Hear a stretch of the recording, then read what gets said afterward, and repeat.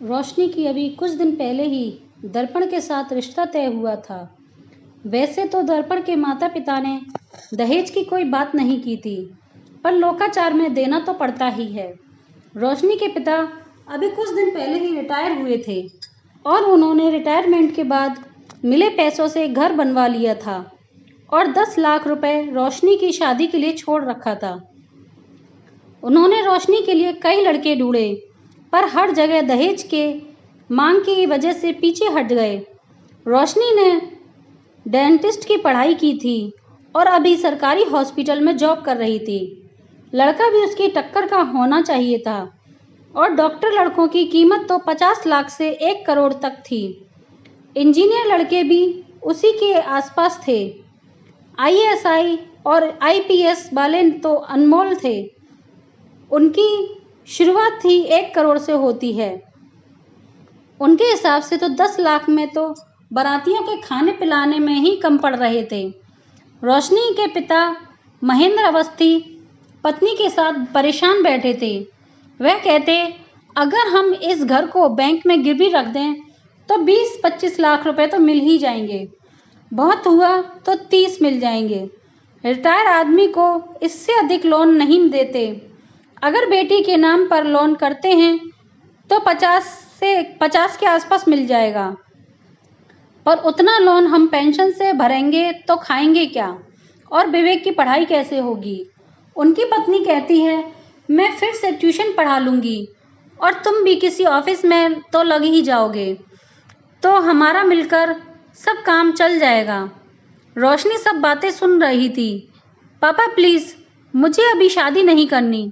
1 साल के बाद मुझे भी लोन मिल जाएगा, पर मैं उसी लड़के से शादी करूंगी जिसके घर वाले दहेज ना मांगे। वैसे दर्पण के घर वालों ने कितना मांगा है?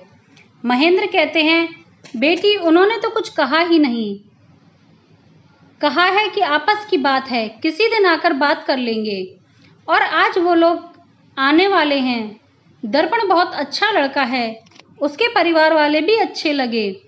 अब वह भी एमबीबीएस डॉक्टर है, तो कायदे से ऊपर के 50 के ऊपर ही मांग होगी। याद है ना पिछली बार जो डॉक्टर का रिश्ता आया था, उसके पिता ने क्या कहा था?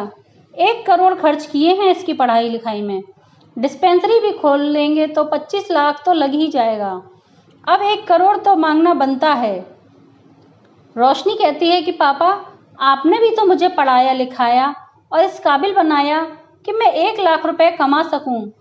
आपने भी तो लाखों खर्च किए हैं और मैं तो जो कमाऊंगी वह भी तो उनके घर के लिए ही होगा। आप तो पढ़ा लिखा कर मुझे उनके घर भेज देंगे और उनका लड़का पढ़ा लिखा तो अपने ही घर रहेगा, कौन सा आपको कमा कर देगा।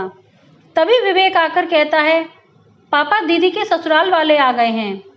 सभी हड़बड़ा कर खड़े हो जाते हैं और महेंद्र रोशनी से कहता है, बेटी मिठाई वाले को फ़ोन करके कुछ अच्छी मिठाइयाँ मंगा ले और तू शांत रहना, मैं सब देख लूँगा। मेरी अकेली बेटी है, कहाँ 4 की शादी करनी है मुझे। उसी समय दर्पण के माता पिता उर्मिला देवी और पिता राधे श्याम जी आते हैं। उनके हाथ में मिठाई की डलिया थी और उन्हें देते हैं। रोशनी की माँ कहती है, भाई साहब, हम लोग लड़के वालों के घर का पानी भी नहीं पीते, ये मिठाई कौन खाएगा। राधे श्याम जी कहते हैं, क्यों भाई, हम इतने नीच हो गए क्या कि हमारे घर का पानी भी नहीं पिएंगे। रोशनी की माँ कहती है कि हाय राम, कैसी बातें कर रहे हैं भाई साहब, आप तो हमारे लिए पूजनीय हैं। हम लड़की का दान दे रहे हैं, तो जिन्हें दान दिया जाता है उनके घर का पानी कैसे पी सकते हैं। उर्मिला देवी कहती हैं कि बहन जी, दान देने वाला नहीं, लेने वाला बड़ा होता है। यह आप लोगों की कृपा हम पर है कि इतनी सुंदर लड़की हमें दे रहे हैं। वैसे हम दहेज के बारे में बात करने आए थे। महेंद्र हाथ जोड़कर कहते हैं, बहन जी, हमसे जो बन पड़ेगा हम अधिक से अधिक कर देंगे। फिर भी आप लोग अपनी इच्छा से बता दो तो उस हिसाब से भी व्यवस्था कर देंगे। राधे श्याम कहते हैं, देखिए अवस्थी जी, आप तो जानते हैं यहाँ का चलन क्या है।